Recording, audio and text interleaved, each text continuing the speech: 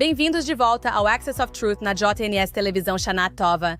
Eu sou Emily Schrader e hoje temos um episódio especial para as grandes festas, onde vamos dar uma olhada, é claro, em todas as manchetes mais recentes de uma semana muito movimentada aqui no Oriente Médio.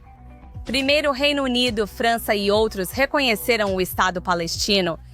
Também temos a Assembleia Geral da Organização das Nações Unidas e sua habitual hipocrisia. Também vamos discutir a retomada das sanções automáticas contra a República Islâmica do Irã, que voltaram justamente esta semana. Tudo isso e muito mais no Eixo da Verdade.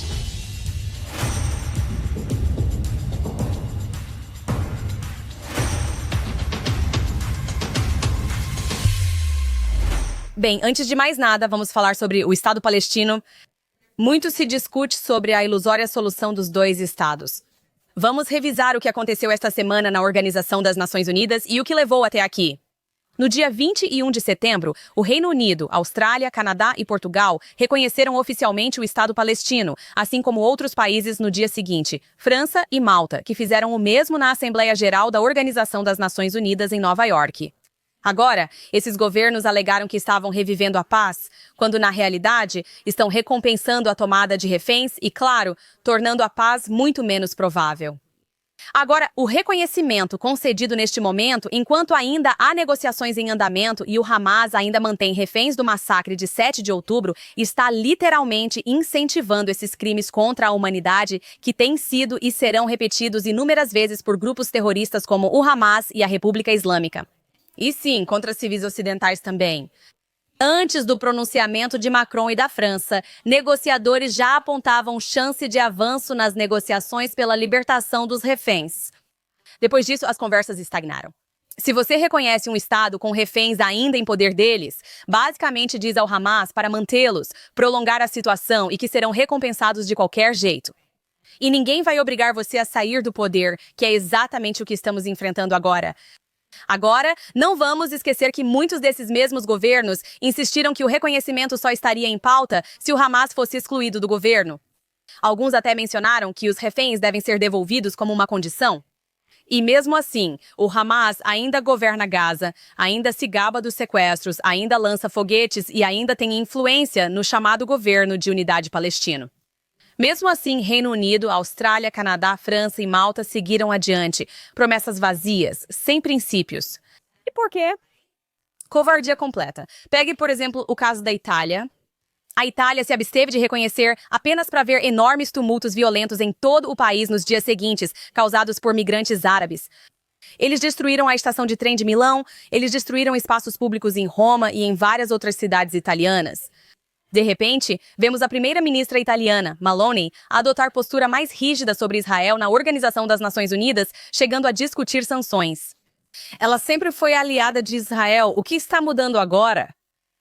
Porque esses reconhecimentos de Estado não são sobre os palestinos. Eles são sobre uma multidão árabe e uma população muçulmana radicalizada que ameaça toda a segurança de muitos estados europeus, incluindo a Itália. Então, surpreende que Reino Unido e França, com grandes populações muçulmanas, estejam cedendo a esses valentões? É sobre apaziguamento. Não é sobre justiça, nem sequer é sobre os palestinos. E, na prática, não há um Estado real nem moeda palestina para serem reconhecidos. Sem fronteiras, liderança, infraestrutura ou instituições governamentais em funcionamento. A autoridade palestina não controla nem seus próprios enclaves, incluindo Gaza. Foi assim que o Hamas assumiu o poder. Mesmo assim, estados democráticos do Ocidente correm para legitimar esse caos. Esse é o ponto principal. Eles falam sobre autodeterminação e a solução de dois estados, mas nenhuma das partes é a favor desse movimento neste momento. Os palestinos nunca apoiaram dois estados, querem destruir Israel. Mesmo assim, como imperialistas ocidentais na Europa e em países como Austrália e Canadá, eles acreditam que podem decidir de Londres, Ottawa, Canberra ou Paris quem é ou não um Estado. É o cúmulo da arrogância. Europeus e seus aliados ditando as fronteiras do Oriente Médio por cima das cabeças das pessoas que realmente vivem aqui. Eles dizem se opor ao colonialismo, mas isso é colonialismo 2.0. A Grã-Bretanha, sobretudo, deveria saber melhor. Em vez de aprender com sua história, está repetindo-a e fortalecendo a prática de sequestro de reféns.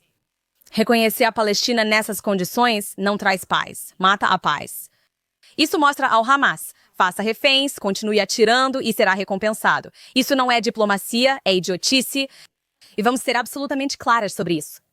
A Grã-Bretanha e os outros países que reconheceram a Palestina escolheram o Hamas em vez dos reféns.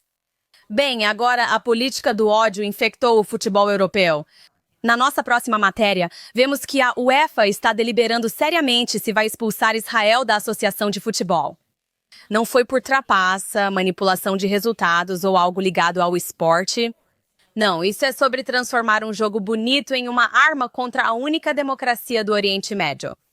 Agora, a campanha é tão preconceituosa quanto transparente. Se a UEFA banir Israel, não será uma decisão esportiva. É um linchamento político. É punir atletas israelenses pelo crime de existirem. E sejamos honestas, a UEFA não está debatendo a conduta da China ou do Catar, só de Israel. O duplo padrão é extremamente óbvio. Ainda assim, no meio desse fiasco, alguns amigos de Israel estão se manifestando e alguns nem são amigos. Alemanha, República Tcheca, Albânia, Geórgia, até mesmo a Armênia, todos denunciaram essa farsa pelo que ela realmente é. E eles prometeram votar contra a expulsão. Porque uma vez que você transforma o esporte em uma inquisição política, você perde completamente o sentido do esporte. Toda essa campanha é uma zombaria de tudo o que o esporte deveria ser.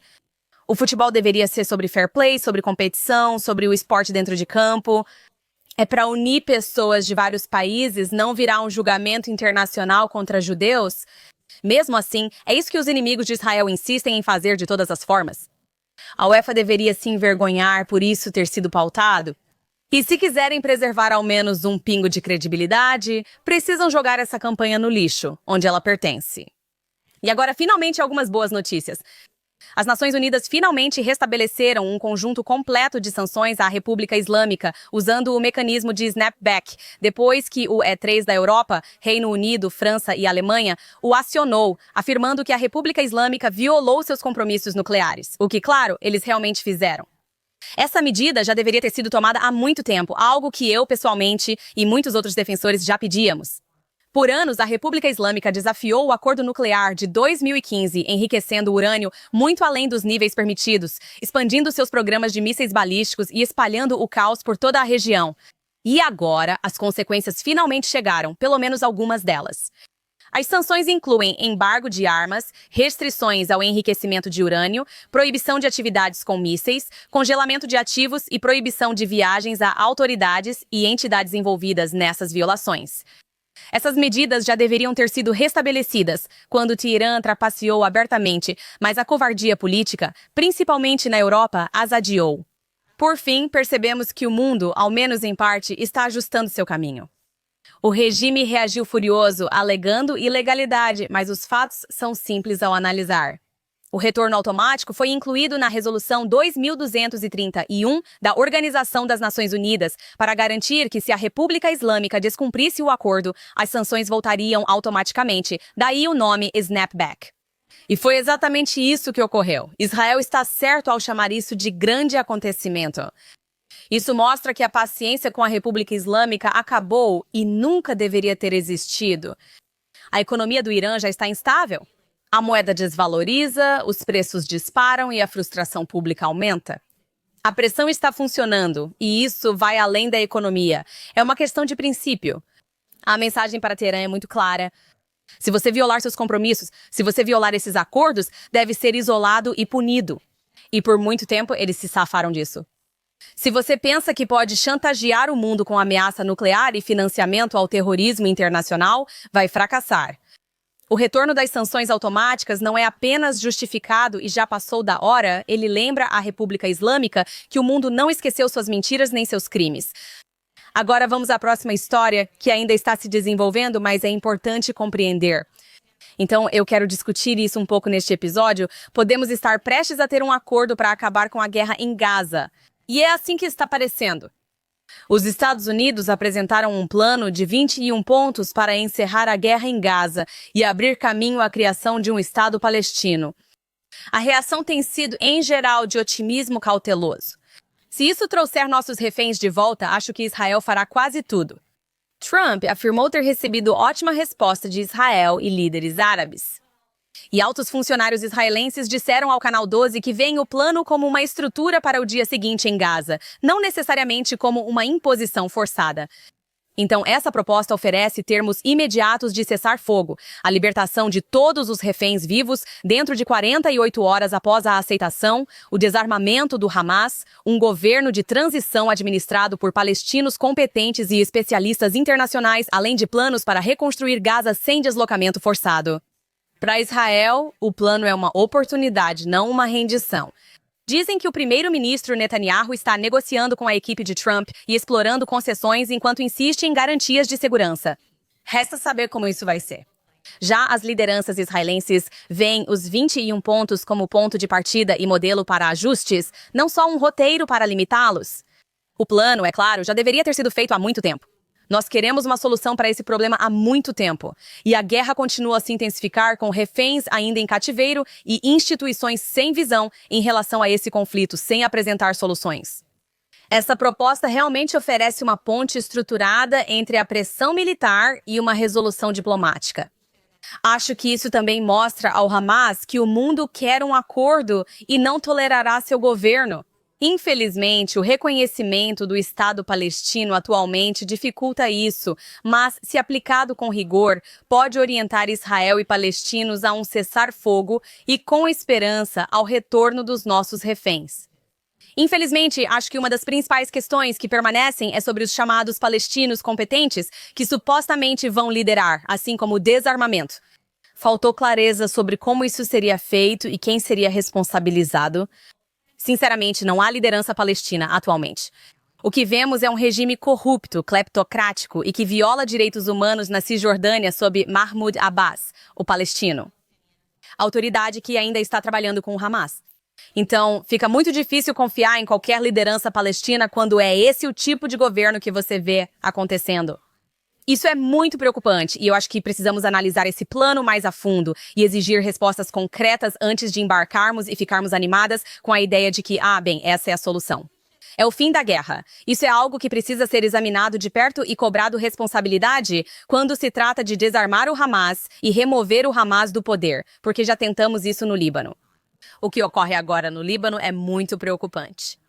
O governo libanês está tendo muita dificuldade para conseguir que o grupo terrorista Hezbollah, claro, com o apoio da República Islâmica do Irã, se desarme, algo que toda a comunidade internacional já pediu. Apesar de várias resoluções da Organização das Nações Unidas exigirem isso, eles ainda parecem incapazes de cumprir.